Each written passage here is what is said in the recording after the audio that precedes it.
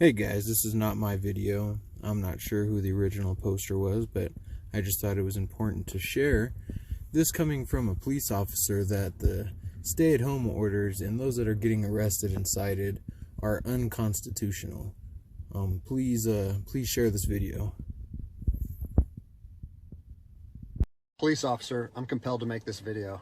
I've been in law enforcement for 10 years, and I'm speaking to my peers, other fellow officers, people in any kind of law enforcement position. I've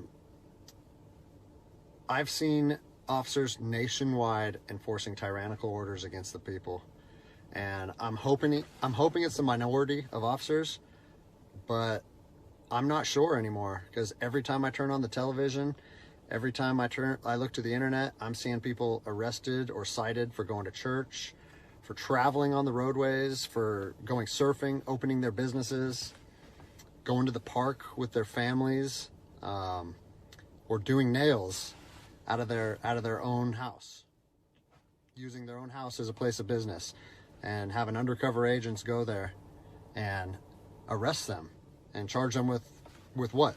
With a crime? I don't know what crime people are committing by doing nails in their own house, but we're seeing this more and more and more, and we need to start looking at ourselves as officers and thinking, is what I'm doing right? Now, I want to remind you that regardless of where you stand on the coronavirus, we don't have the authority to do those things to people just because a mayor or a governor tells you otherwise. I don't care if it's your sergeant or your chief of police. We don't get to violate people's constitutional rights because somebody in our chain of command tells us otherwise. It's not how this country works. Those are de facto arrests. You know, we're violating people's rights and taking money from them, or even worse, arresting them and depriving them of their freedom when they are exercising their constitutional rights. So let's talk about that. Let's read something right here off of the Declaration of Independence. All men are created equal.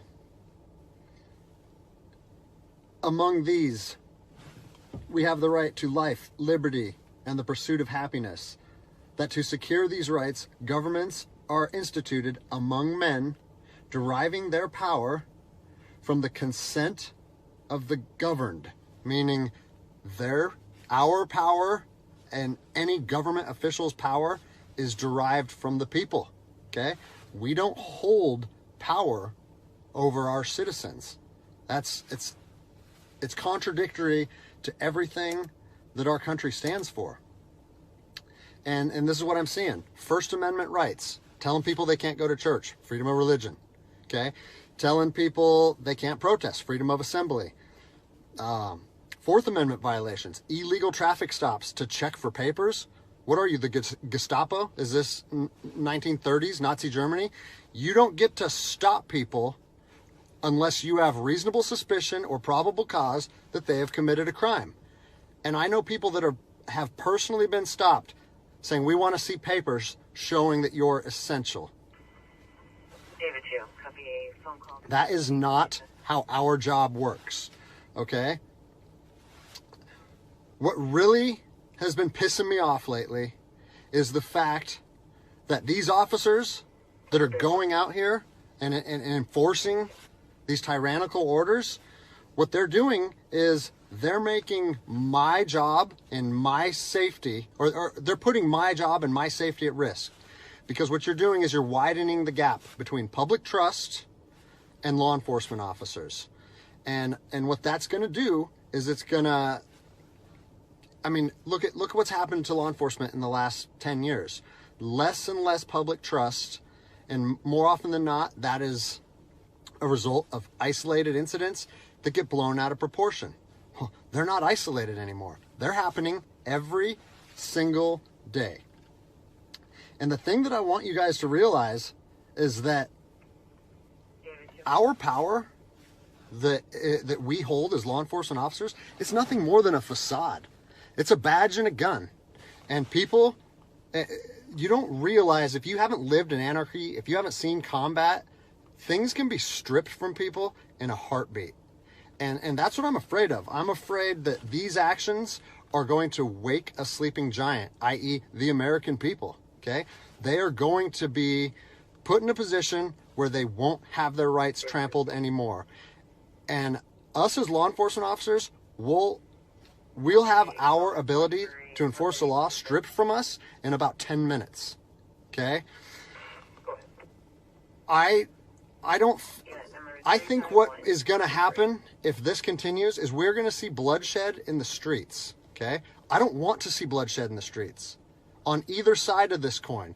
I don't want to see fellow officers get injured or killed, and I certainly don't want to see citizens get injured or killed. And I promise you, most of you out there doing these tyrannical acts against our citizens, you're not ready for combat. You're not mentally or physically ready for combat in the first place. I promise you, you don't want to go through that, and I hope I never have to go through that again. You know, you don't get to just say, well, I'm doing this because I was told to do so, or I'm following orders, or I need to keep this job. Guess what? I need to keep this job more than anybody. I have 3 young children. I have 2 houses. Like, I have the same sob story that the rest of you guys have. But my personal choices and my living arrangements, no matter what they are, don't allow me to trample on people's rights. And I don't understand why that concept is so hard for people to understand. Listen, you need to stand up for what's right. You need to, if you're part of a department or an agency that is asking people or asking their officers or their deputies to impose on people's rights and infringe on their freedoms, you need to step up and say, no, that's not me. That's not what I signed up for, and that's going against my oath. And if that costs you your job, so be it. At least you'll be able to look at yourself in the mirror at night. I've already expressed this to my department. And luckily for me, I come from a department that I feel like my chain of command shares my view, but I don't care what department you're part of or what your chain of command thinks. You don't get to trample on people's liberty. And so, you know, as a special operations veteran, I've fought on the streets of Iraq under the U.S. government's guise of freedom. And I'm telling you what, the American people are going to you are going to wake a sleeping giant, and they are going to fight 10 times harder for their freedom on their soil than anything you've ever seen before. And if that's something you're willing to face, then keep trampling on people's rights. But I promise you, the American spirit of defiance is going to rise again, and it's going to be a big problem for our country. So I'll leave you with this, something that I learned as an E-nothing in the Army. No matter what situation you're put in, if you look inside yourself and ask yourself one question, am I doing the right thing? You ask yourself that, you know the answer. And no amount of money or no order or law or anything should be able to make you go against doing the right thing. So I'm imploring officers to look inside themselves and ask themselves, is this what I want to be doing to my citizens? And I think the answer is clear. And if we all stand up together, guess what? It'll be a non-issue, no factor, because people and law enforcement will be united like we should be.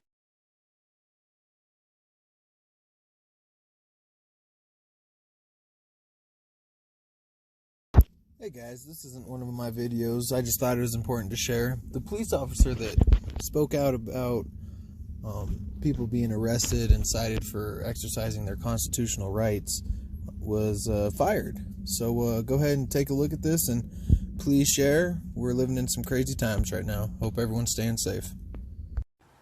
Hey, what's up, guys? So I just kind of wanted to take a couple minutes, get everybody caught up to speed on what's going on in my life. I've been getting a lot of questions, and figured I'd just make a second video and answer some of the things that I've been receiving. I first wanted to say I'm humbled by the response that my video got. It's been viewed millions and millions of times. People all over the country have been calling me, texting me, sending me emails, comments, and the overwhelming majority of it has been positive. And so I think that's pretty cool, because my whole thought process on making that video was trying to bridge the gap between law enforcement and the public. And I've seen both sides with open arms willing to embrace that. And I think that's a step in the right direction. So that's pretty cool. One thing that I've seen come up over and over in the comments, and I've been in emails sent to me, is, are you going to get in trouble? What happened to you? Or is there any discipline or any discipline taking place? And so I figured I'd take a chance and give you a little synopsis of the last 3 days of my life after posting that video. So I posted the video on Tuesday, was it May 5th? And it took it took a day or two before it really started getting a lot of traction. But the next morning when I woke up on the 6th, I think it was only at a few thousand views. And I had received a message from my command saying, wow, Greg, what a powerful message. We agree with that 100%, well done. And that was actually a relief for me, because I was like, great, I know that it's risky putting something out like that, but I felt like it was so grounded in integrity and liberty that no one would have an issue with it. So that was a relief. And then fast forward 3 hours later, I get another phone call from my command, and it said, hey Greg, the video's up to 400,000 views. It's time to pull the plug on this thing. And I immediately, it kind of caught me off guard, because I said, why would we want to pull the plug on something that was already acknowledged as a good and powerful message from one law enforcement officer to others? And I said, yeah, that doesn't really make sense to me. I think maybe we should embrace this message and we should share this with other officers. And he said, listen, it's not up to me. I have been directed to tell you to take the video down, and I need to know if you're going to take the video down. And I said, no, I can't take the video down, because if you listen to my first video, the whole message that I was trying to share with people and impart on them is, if you believe in something in your heart, you have to stand by that conviction, even if it costs you everything. And like I said last time, I have 3 little kids. I have this house. I have another house. I cannot afford to lose my job. But after putting that message out there and sharing that with America, and it was so well received, I can't then just say, even though that's what I believe, I'm going to take a step back. I'm going to retract my words, and I'm going to allow my command to prevent me from sharing my heart and my truth. And I said, so with that in mind, sir, I can't take the video down. And, I didn't know where this was going to go. And I immediately started thinking about, what are they going to try and gig me on? What did I do wrong? What policy did I violate? And I got called back a couple hours later. And by this time, it was skyrocketing. Everyone in the agency was seeing it. Cops from when I was an officer down in Los Angeles, they were contacting me. I got a call and it said, listen, the video needs to be taken down right now, and you need to accept a letter of reprimand, or we're going to take a very different approach to this if you say no again. Well, I'd already put myself on that hill, and I had to be willing to die on that hill. They said they determined the video was a violation of policy, and that if I wouldn't take it down, that allegations would be made against me, and so on and so on. And so I told them, no, I'm not going to take it down. You do what you need to do. But the principle of it is rooted in truth, and it was a positive message that was received by millions and millions of people. If you want me to take it down, I have to respectfully refuse. And it was interesting because they kept citing different policies, like, oh, it was the social media policy, or some of your equipment may have been identifiable. And that kind of seemed like a moot point to me. And it was strange, because why was the message okay at 5 a.m. and then 3 hours later, there was a problem with it? And so I was later contacted by the chief of police. He's someone that I have great respect for. He's a good man to work for. And he's the one that shot me straight. And he said, Greg, if you openly defy your governor you can't be a police officer in the state of Washington. And I told him, I said, you know what, I can respect that. And if I were in your office, I would shake your hand, respectfully disagree, and say, maybe I'm not meant to be a police officer in the state of Washington then. And here's my thoughts on that, okay?